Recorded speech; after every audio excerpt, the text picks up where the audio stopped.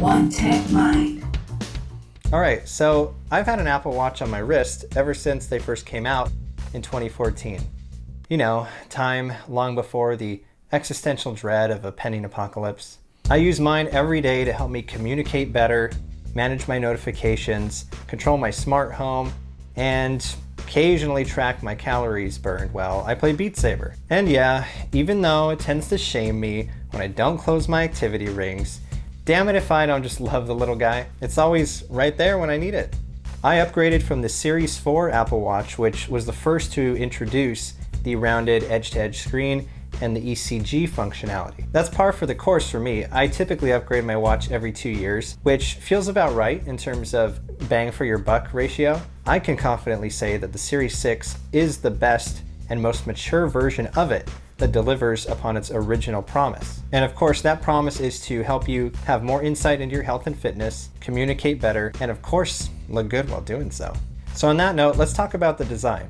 Now, I was really interested in going back to the stainless steel version of the watch because that's the one I first bought. But, you know, red is my favorite color, and of course, the Apple Watch now comes in product red for the first time, and a really cool blue color, which I'm told matches well with the new iPhone 12. So I went back and forth on this decision and ultimately, of course, went with the red. And even though I was a little wary about wearing a red watch every day that kind of calls out for attention, I'm really happy I went with it because it looks amazing in person and it does pair nicely with the graphite iPhone 12 Pro Max.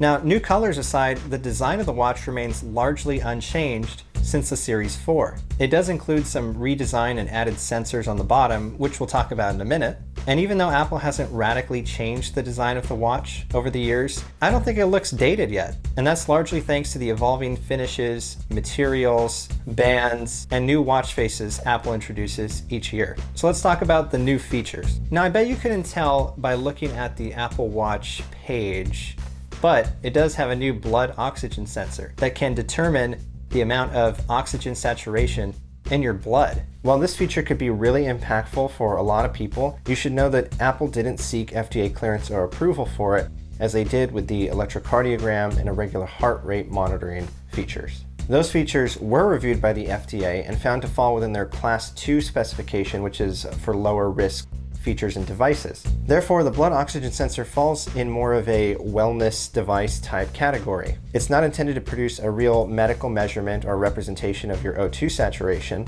It merely gives you some insight into what it might be, and it does add to the overall value proposition for the watch itself, especially for the health conscious and the data hungry. Taking a manual reading of your O2 saturation is really easy. You just open the new blood oxygen app, put your arm out in front of you, and resting it on a table really helps. Hit the start button and stay still for 15 seconds, which, if you're like me, is extremely difficult these days. Now, I've taken numerous manual readings over the past few weeks since I've had the watch and have found great success with it. There have been a couple times where it's failed to take a measurement, and that could have been because I didn't have the watch snug enough, so it's really helpful if you make it a little bit tighter than normal, but no need to cut off your circulation. The sensor can also take passive measurements of your O2 throughout the day and while you sleep if you use the new sleep tracking functionality in watchOS 7.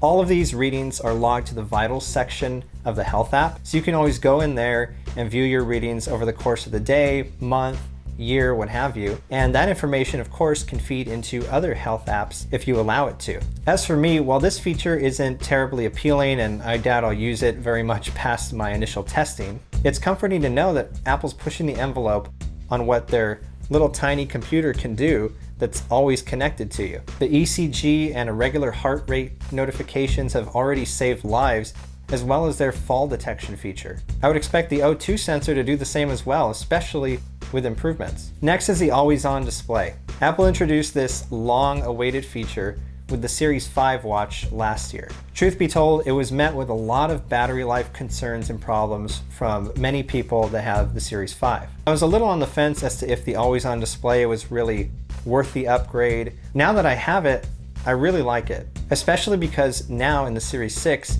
it can get up to 2.5 times brighter when you're outdoors and in direct sunlight. Not that I'm going outside too much right now, but I did have a chance to test this out in direct sunlight just to see how it looked. It's very legible. You are definitely able to glance the time without doing that exaggerated wrist motion all the way up just to see what it says. Also, I don't know if it's a placebo effect, but I feel like because the screen is always on, when you raise your wrist for a notification or to otherwise interact with the watch, it feels like there's less friction there. You're not waiting for that screen to turn on. It just gets brighter. And overall, I feel like that really does improve the experience of lifting up your wrist to interact with the watch. There's one thing that kind of sucks though, and that's the fact that Apple removed the Force Touch layer of the screen. This was the flexible layer of the screen that existed since the original Apple Watch and allowed you to press into the screen just like you could on the iPhones, where also that similar feature, 3D touch, was removed, and access context or pop-up menus, if you will. And Apple took that one step further by removing it from watchOS in watchOS 7 for all Apple Watches. And I'm a little sad about that because I found it extremely useful, especially when you're clearing your notifications from Notification Center. Before, you could just force press the watch and clear all your notifications. Now you have to scroll all the way up, and if you have a ton of notifications, it's a little cumbersome. But anyway, I'll get off my Force Touch / 3D Touch soapbox. Next, I want to talk about what I think is the most important improvement, and that's the performance. I've long awaited for the Apple Watch to just get faster and more reliable, so I'm ecstatic about the performance in the Series 6 watch. The Series 6 watch is powered by the S6 system on a chip, which Apple says runs up to 20% faster, and believe me, that's made a huge difference. To me, the watch has always felt underpowered, and of course it's a tiny computer on your wrist, but there were things on my older watches that were just extremely annoying, like Siri or dictation failing mid-sentence constantly. So I can't stress enough how much of a big difference this has made. Siri dictation has rarely failed on me, maybe once or twice in the past 5 or so weeks since I've had the watch. Launching apps, tapping on notifications is extremely fast. There's no delay, no lag at all. Everything is buttery smooth. Now with watchOS 7, Apple actually did also move dictation to be completely processed on the watch. So I'm sure that, coupled with the 20% faster performance, is the difference I'm seeing. In addition to the S6 chip, the Apple Watch is the first watch model to include their U1 chip, which is used for ultra-wideband location tracking. And while we haven't seen a lot of use cases for the U1 chip, it's used for things like locating the closest device you can AirDrop to, or transferring your music from your iPhone to your HomePod Mini more seamlessly. It's also speculated that this will work with Apple's rumored AirTags product, which is similar to Tile or other trackers that you put on your stuff so you can find it when you lose it. But for now, having it in the watch isn't terribly beneficial. Next is battery life and charging. Apple quotes the same 18-hour battery life as a Series 5 watch, and I feel like that's a little bit conservative, as Apple normally is. With the upgraded sensors and the brighter screen, Apple has increased the batteries in both watches as well, from 3.5 to 8.5 times respectively for the 40mm and 44mm watch. So throughout my usage, and I'm a bit of a purist when it comes to devices, I don't like turning off a ton of features if I can help it, which is really to say that I make no attempt to preserve battery life at all. I have my screen set to max brightness, background app refreshes on, I get a ton of notifications, you get the picture. So even with heavy use and everything on, and even sleep tracking, I was getting up to about a day and a half of battery life. Now I've heard others are getting as much as 2 whole days of battery life. That's pretty intense, and it's going to be based on what features you're using, and of course how often you're using the watch. I still usually throw it on the charger each night because that's what I'm accustomed to, so that pattern hasn't really changed for me ever since the first Apple Watch. At the end of the day, after I've worn it for about 18 hours, I usually still have about 50 to 60% battery left. So the battery life is great in my book. Apple also says the watch can complete a full 0 to 100% charge in as little as 1.5 hours, resulting in about a 20% efficiency boost. And while a lot of us probably charge our watches overnight, like I do, this will be great for those that want to take advantage of sleep tracking. Of course, in the morning, you'll have to throw it on the charger, and having a faster charge rate is only going to benefit you in that situation. From my testing, I feel like this really holds up, and the increased charge rate is noticeable. You also may have heard that Apple is no longer including the little charging brick that normally comes with all of their products in the box anymore, starting with the Apple Watch Series 6 and the new iPhone 12 line. Apple claims the removal of the charging bricks is in the name of sustainability. And I believe that because Apple does take sustainability seriously, because it's backed up by other actions and declarations, such as their one to become completely carbon neutral by 2030. Apple's also a business, so therefore producing less chargers and reducing physical box sizes obviously helps their bottom line, but the two aren't mutually exclusive. Now they do still include the little charging puck and a wire that does the actual charging of the watch, just not the brick that plugs into the wall. As for me, I really don't care that the watch doesn't come with a charging brick anymore, because I've got a ton of those things. And I always charge the watch overnight on my nightstand anyway. So to me, this really has made no difference at all. I do feel differently about the removal of the charging brick in Apple's other products that have come out, such as the iPhone and the MagSafe Duo charger that is just hitting the stores. More to come on that in a later video.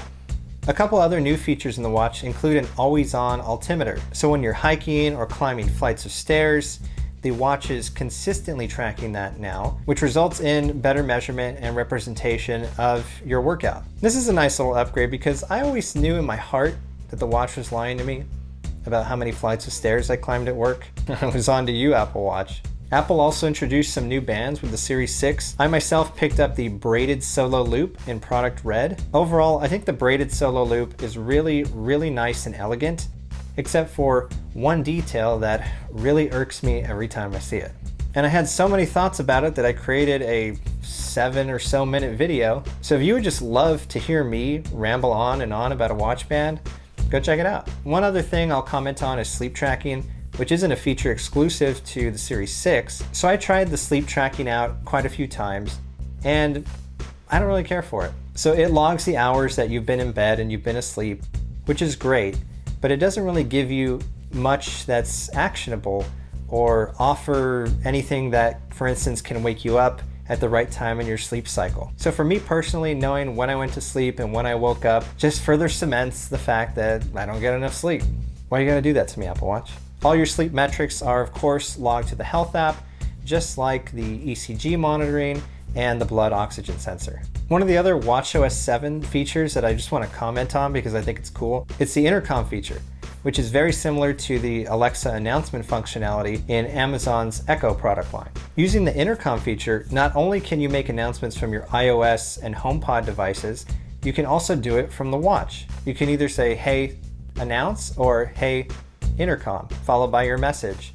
And that gets broadcasted to all the HomePods in your house and your iOS devices in your HomeKit home, as well as your watch. We frequently use the Alexa announce feature in my home because we have a few Echo Dots, but I've come to really like the Intercom feature more, almost solely because of the fact I can do it from my watch and of course the HomePod. Now, if you want to know more about the Intercom feature overall, I'll be doing a deeper dive on that in my HomePod mini review, which is due out soon, so keep an eye out for that one. One other thing I want to mention because it's really interesting is Apple announced their Fitness Plus video workout service that's obviously designed to take a little slice of that sweet Peloton pie. It's interesting because this is the first service purpose-built to take advantage of the sensor array data in the Apple Watch. So if this video gets enough likes, I may just do a little review of Fitness Plus for you guys. But of course that requires me to get up and do something. We'll see. So as I've sat here and largely raved about the Apple Watch Series 6, your guess is that I'm going to recommend you buy it. And you'd be right, because the Series 6 is the best Apple Watch to date by far. The Apple Watch Series 6 starts at $399, and that's for the aluminum GPS only model without cellular connectivity. However, if you don't care about the always on screen, the blood oxygen sensor, or the ECG functionality, then you may be interested in the Apple Watch SE, which is a new model Apple introduced alongside the Series 6. The GPS version of that one starts at $279 with cellular $329. It does have an always-on altimeter that the Series 6 has, and the S5 system in a chip from the Series 5 watch. The way I see it, this watch is going to be good for kids and younger adults who maybe don't have their own iPhone, thanks to Apple's new family setup functionality in watchOS 7 that allows you to pair another family member's watch to your own iPhone